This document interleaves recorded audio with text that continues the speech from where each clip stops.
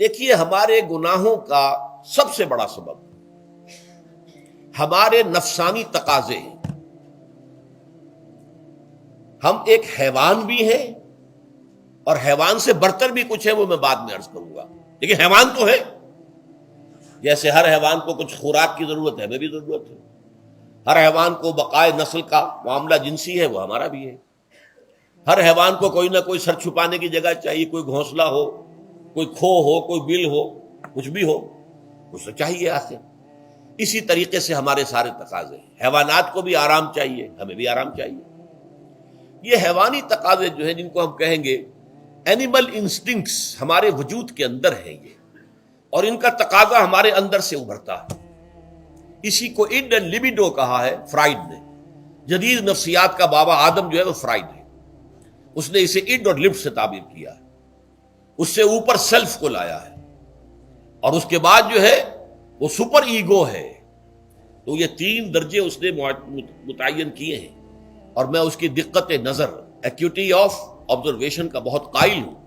اگرچہ نظریات کا جو نتیجہ اس نے نکالا ہے وہ غلط ہے، لیکن ایکویٹی آف آبزرویشن کا قائل ہوں کہ اس نے انسانی شخصیت کے 3 لیولز کو آئیڈینٹیفائی کیا۔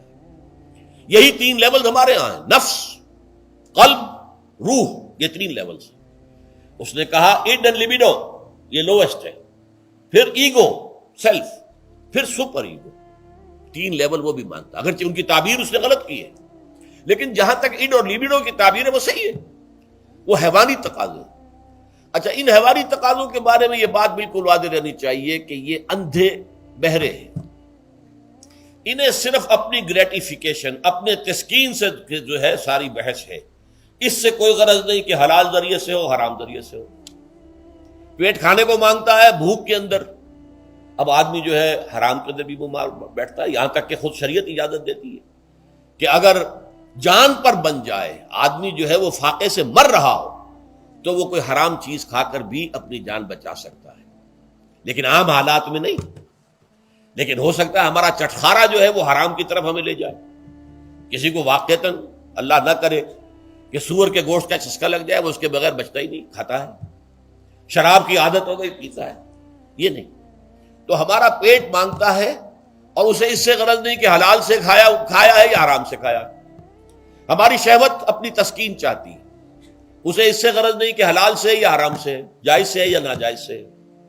اسی طریقے سے ہمارے تمام تقاضے جو حیوانی ہیں، ایک تو یہ کہ بہت زوردار ہیں، اور چونکہ وہ اندھے بہرے ہیں، لہذا جو قرآن میں کہا گیا ان النفس لامارۃ بالسوء، یہ نفس تو بدی کا حکم دیتا ہی ہے۔ یہ گویا کہ اس کے اندر رجحان جو ہے انہیرنٹ ہے کہ وہ بدی کی طرف انسان کو ترغیب دلاتا ہے، چاہے وہ اپنی ضروریات سے متعلق ہو، چاہے چٹخاروں سے متعلق ہو، چاہے جو بھی لذت اسے درکار ہے اس سے متعلق ہو، چاہے وہ جنسی لذت ہے اور چاہے وہ طعام کی، یعنی جسے ہم کہتے ہیں کہ انسان جو ہے وہ اپنے پیٹ اور فرج کا غلام بن کر رہ جائے، اس لیے کہ جو تقاضا بھی آیا ہے اس کو وہ پورا کر رہا ہے۔ یہ جو کیفیت انسان کی ہے، اس کے لیے ایک مشق جو ہے وہ روزہ فراہم کرتا ہے۔ روزے کے آپ نے 12، 13، 14 گھنٹے کا بھی روزہ ہوتا ہے، بعض جگہوں پر 16، 17 گھنٹے کا روزہ ہوتا ہے۔ اس عرصے میں آپ اپنے نفس کو حلال چیزوں سے بھی روکے رکھتے ہیں۔ اس منہ زور گھوڑے کو جو ہے آپ اس کی لگام کس کر رکھتے ہیں کہ حلال بھی نہیں کھانے دے رہے۔ بھوک لگی ہو یا کھانا بہترین موجود ہے، نہیں کھا سکتے، اللہ کا حکم نہیں ہے، اللہ کی اجازت نہیں۔ شدید پیاس ہے، بہترین مشروبات فریج میں رکھی ہوئی ہے، نہیں کھا سکتے، نہیں پی سکتے، جائز نہیں ہے، حالانکہ حلال ہے، حرام نہیں ہے۔ بیوی موجود ہے، یا جیسے کہ لونڈیوں کا معاملہ ہوتا تھا، لونڈی موجود ہے، لیکن نہیں، آپ اپنی شہوت جو ہے وہ اس سے پوری نہیں کر سکتے۔ یہ پابندیاں نفس کے اوپر لگانا، یہ ایک مشق ہے، یہ ایک ریاضت ہے۔ اس ریاضت کا حاصل یہ ہونا چاہیے کہ انسان بقیہ 11 مہینوں میں اپنے آپ کو حرام سے تو بچائے نا۔ یہاں وہ حلال سے رکا ہوا ہے اللہ کے حکم سے، کہ حلال چیز بھی نہیں کھا رہا، دن بھر نہیں پی رہا، دن بھر نہیں اپنی کوئی شہوت پوری کر رہا، دن بھر حلال ذرائع سے بھی، تو اس سے اس کے اندر یہ ایک، اس کو ہم کہیں گے سیلف کنٹرول پیدا ہو جائے، اپنے نفس کو قابو میں کر لے۔ یہ گویا کہ اس کا سب سے پہلا، اس روزے کی ریاضت روزے کی مشق کے حوالے سے یہ اس کی حکمت ہوئی کہ اس سے کے ذریعے سے انسان میں سیلف کنٹرول پیدا ہو رہا ہے، ضبط نفس۔ یہاں پہ تھوڑی سی میں وضاحت کر دوں، رہبانیت کے اندر آپ کو معلوم ہے کہ سیلف اینیہیلیشن، انگریزی الفاظ جو ہیں وہ زیادہ بعض لوگوں کے لیے واضح ہوں گے، نفس کشی، نفس کو کچل دینا، ختم کر دینا، مار دینا، یہ رہبانیت میں ہوتا ہے، اسلام میں نہیں۔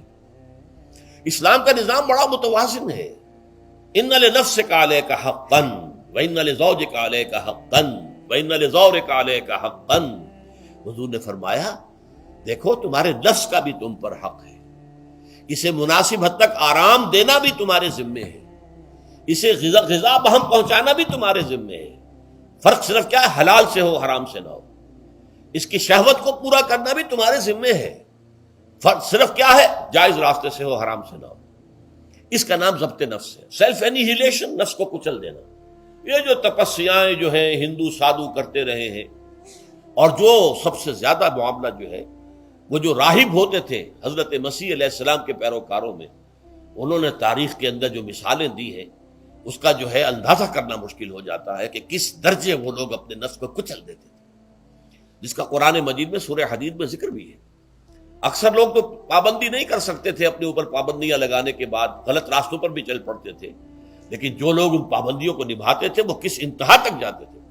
کبھی آپ جو ہے ہسٹری آف کرسچن موناسٹسزم پر جو تاریخ کی کتابیں لکھی گئی ان کو پڑھیں تو اندازہ ہوگا۔ مولانا مودودی نے تفہیم القرآن میں اس کا کچھ حوالے دیے ہیں، اور واقعہ یہ کہ رونگٹے کھڑے ہو جاتے ہیں انسان پر کہ اس درجے میں انہوں نے اپنے نفس کو کچلا تھا۔ ہمارے صوفیہ کے ہاں بھی بعض ایسی روایات صحیح ہیں یا غلط ہے بیان کی جاتی ہیں، لیکن اسلام کا اصل معاملہ کیا ہے، توازن، اعتدال۔ تمہارے نفس کا بھی تم پر حق ہے، ان لنفسک علیک حقا، تمہاری بیوی کا بھی تم پر حق ہے، وَإِنَّ لِزَوْجِكَ عَلَيْكَ حَقًّا، اور تمہارا جو بھی کوئی ملاقاتی آئے، کوئی دوست ہے، اس کا بھی زورک علیک حق ہو، زیارت کرنے کے لیے کوئی آیا اس کا بھی حق ہے، ان کے حقوق ادا کرو۔ حضرت عبداللہ ابن عمرو ابن العاص رضی اللہ تعالی عنہما صحابہ کرام میں اس اعتبار سے بہت ممیز تھے کہ ان پر عبادت جو ہے، عبادت گزاری کا اتنا غلبہ ہو گیا تھا، ہر روز روزہ رکھتے تھے اور رات کو پوری رات کھڑے رہتے تھے۔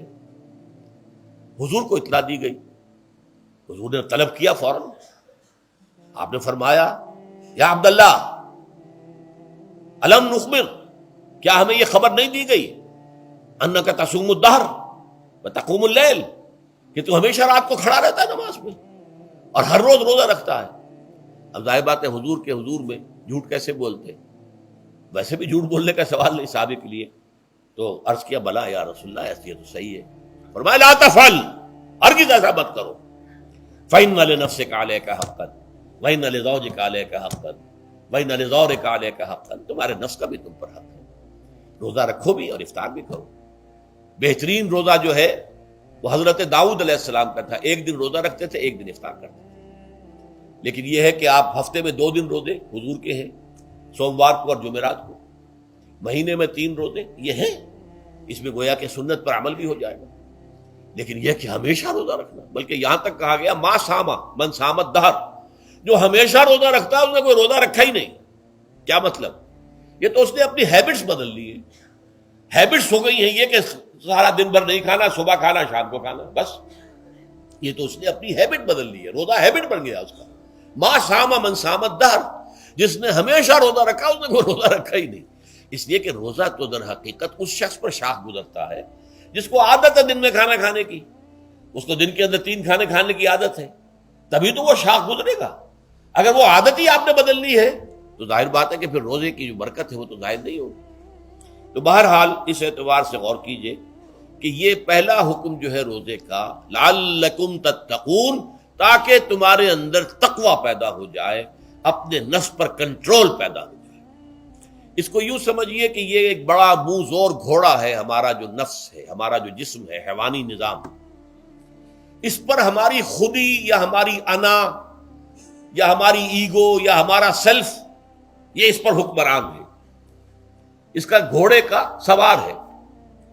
اب اگر گھوڑا منہ زور ہے اور سوار کے قابو میں نہیں ہے تو کیا نتیجہ نکلے گا؟ اب وہ گھوڑے کے اختیار میں ہے، سوار صاحب کی جان جو ہے وہ جا کر پٹخ دے کہیں، کسی کھائی میں گرائے، کسی اور جگہ گرائے، وہ تو گویا کہ اس کے رحم و کرم پر ہے۔ ہاں اگر سوار تکڑا ہے اور سوار نے جو ہے گھوڑے کو قابو میں کیا ہوا ہے، اس کی رانوں میں بھی جان ہے، دبایا ہوا گھوڑے کو اپنی رانوں کے درمیان، تو ظاہر بات ہے کہ اب یہ گھوڑا جو ہے بہت بڑی ایسٹ ہے اس کے لیے۔ اب گھوڑا ادھر جائے گا جدھر سوار لے جانا چاہے گا، سوار اپنے مقصد اپنی منزل تک پہنچے گا گھوڑے کے ذریعے سے، اور اگر برعکس ہے جیسا کہ میں عرض کر چکا ہوں تو وہ سوار جو ہے وہ گھوڑے کے رحم و کرم پر ہے۔ یہی معاملہ ہے، ہماری خودی یا ہماری انا یا ہمارا ایگو، یہ در حقیقت یہ راکب ہے، اور ہمارا وجود حیوانی یہ مرکب ہے، یہ گھوڑا ہے۔